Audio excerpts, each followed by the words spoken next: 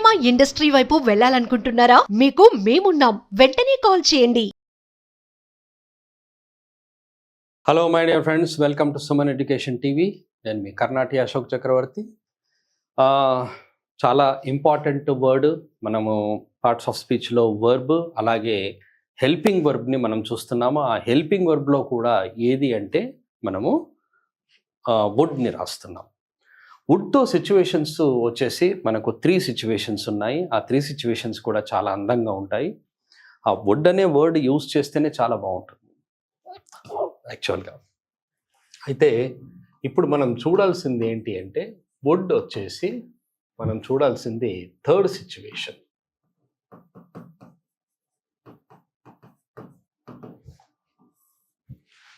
Third సిచ్యువేషన్ని ఎలా use చేస్తామో చూడండి.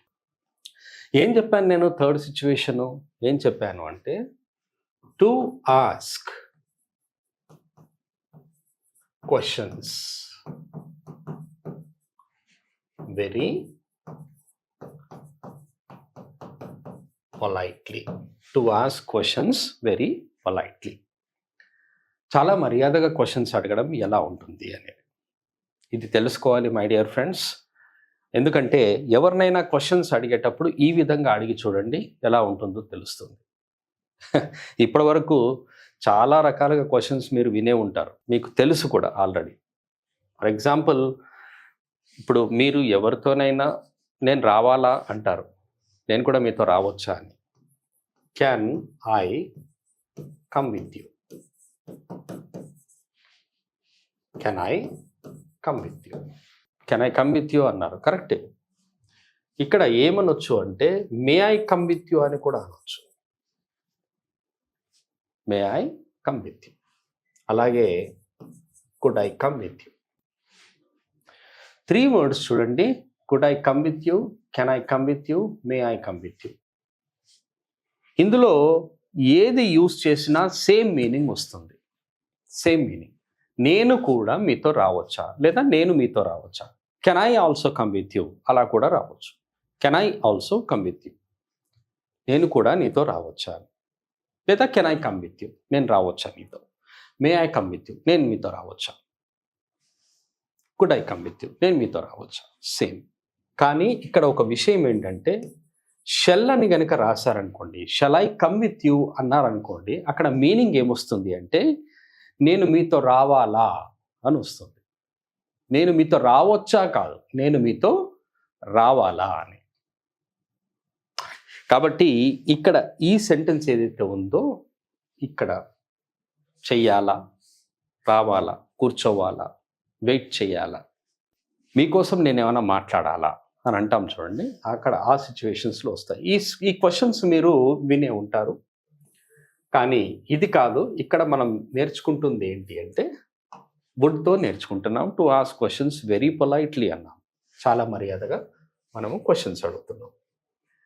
ఫస్ట్ మనం చూడాల్సింది ఏంటి అంటే, స్ట్రక్చర్. స్ట్రక్చర్ని చూడాలి. స్ట్రక్చర్ చూసిన తర్వాత మీకు తెలుస్తుంది చూడండి. ఫస్ట్ వచ్చేసి మనకు వుడ్ రాయాలి. వుడ్ రాస్తాం స్ట్రక్చర్. దెన్ ఏం రాయాలి? సబ్జెక్ట్ రాస్తాం. ఓకే. ఆఫ్టర్ దట్ ఏం రాస్తాము?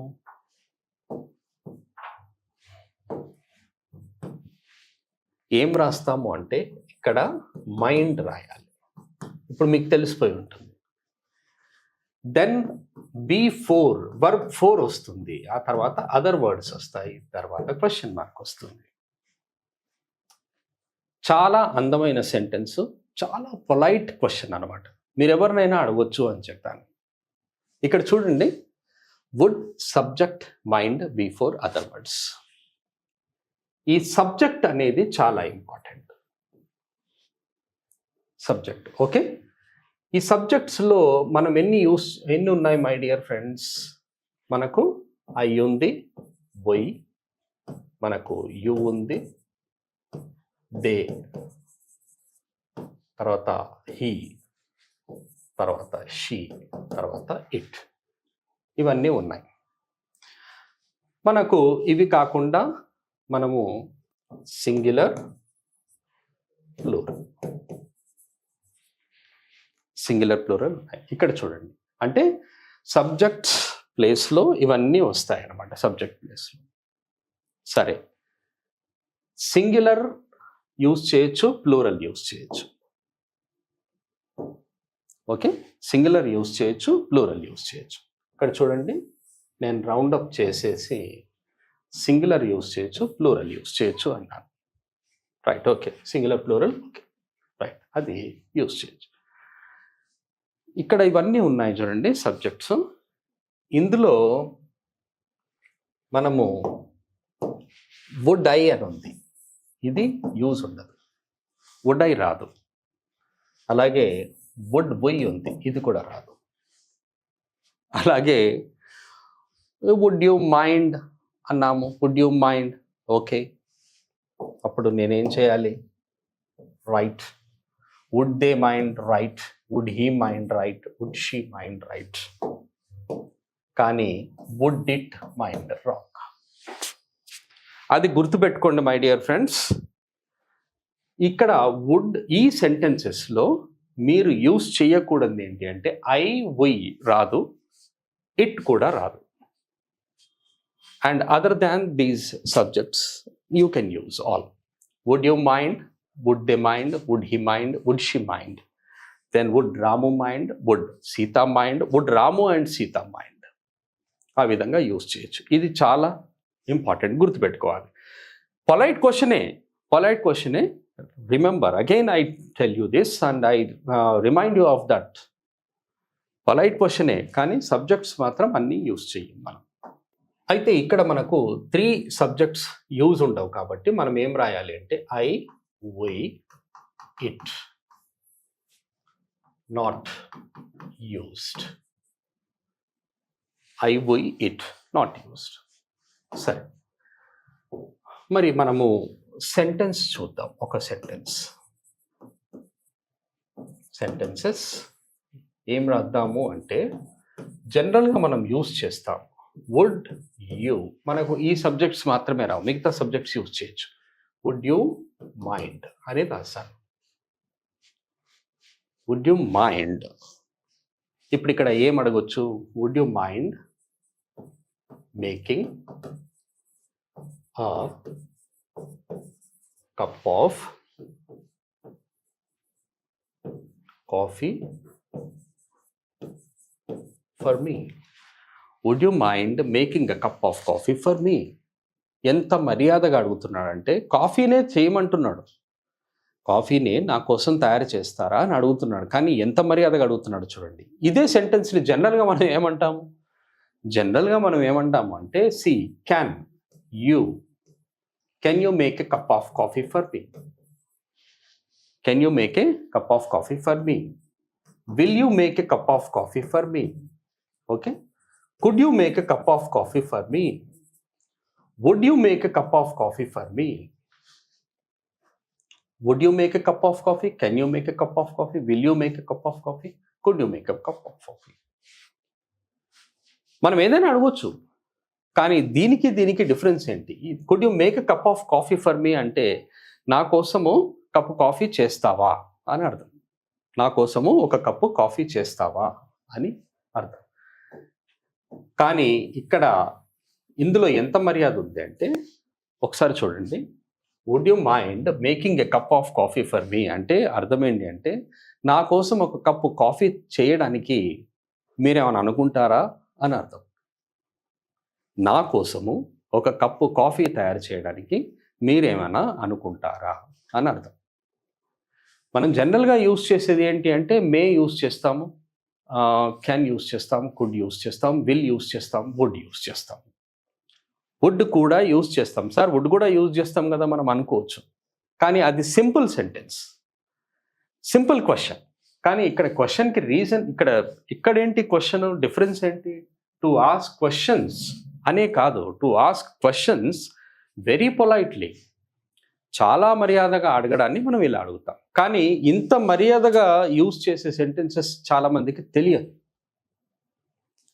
తెలియదు అంటే అది సెంటెన్స్ తప్పు కాదు.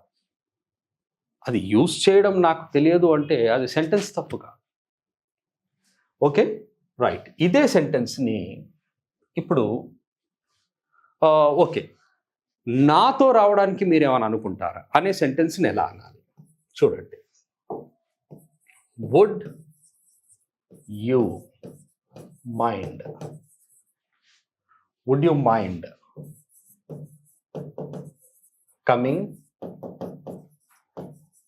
With me, would you mind coming with me. నాతో రావడానికి నువ్వేమన్నా అనుకుంటావా అని అంటాం. ఎవరినైనా అక్కడ వెయిట్ చేయమనాలి. Can you wait for me అంటాం జనరల్గా. Can you wait for me, will you wait for me అనొచ్చు, would you wait for me అనొచ్చు, could you wait for me అనొచ్చు. కానీ would you mind waiting for me here అంటే అర్థం ఏంటి? Could you wait for me అంటే నా కోసం వెయిట్ చేస్తావా అని సింపుల్గా అడుగుతున్నాను. Would you mind waiting for me అంటే అర్థం ఏంటి అంటే నా కోసం వెయిట్ చేయడానికి మీరు ఏమైనా అనుకుంటారా అని అర్థం. నాతో లంచ్ చేయడానికి మీరు ఏమైనా అనుకుంటారా అని అడగాలి. Would you mind taking lunch with me, would you mind having lunch with me. Remember, ఇక్కడ వుడ్ ఏదైతే ఉందో ఈ వుడ్ ప్లేస్లో విల్ రాదు. నేను ఇంతకు ముందు కూడా మీతో చెప్పాను, విల్ ప్లేస్లో వుడ్ యూజ్ చేయొచ్చు. Wherever you see will, you just remove that will, you can put would there. You can use would with all the will sentences, but you can't use will with would sentences. అందుకని ఇక్కడ కూడా ఇప్పుడు will you mind ఉండదు చూడండి, will you mind ఉండదు, would you mind అనొచ్చు. కొంతమంది ఏం చేస్తారంటే డూ యూ మైండ్ అంటారు. Do you mind making a cup of coffee. Okay, ఇక్కడ విల్ అనేది మాత్రమే రాంగ్, విల్ రాంగ్. అలాగే ఇక్కడ వుడ్, ఇక్కడ డూ అనేది కూడా రైటే, డూ కూడా యూజ్ చేయొచ్చు మనం. Okay, so I hope you have understood, my dear friends. Thank you very much. We'll continue some more sentences in the next video. Have a nice time.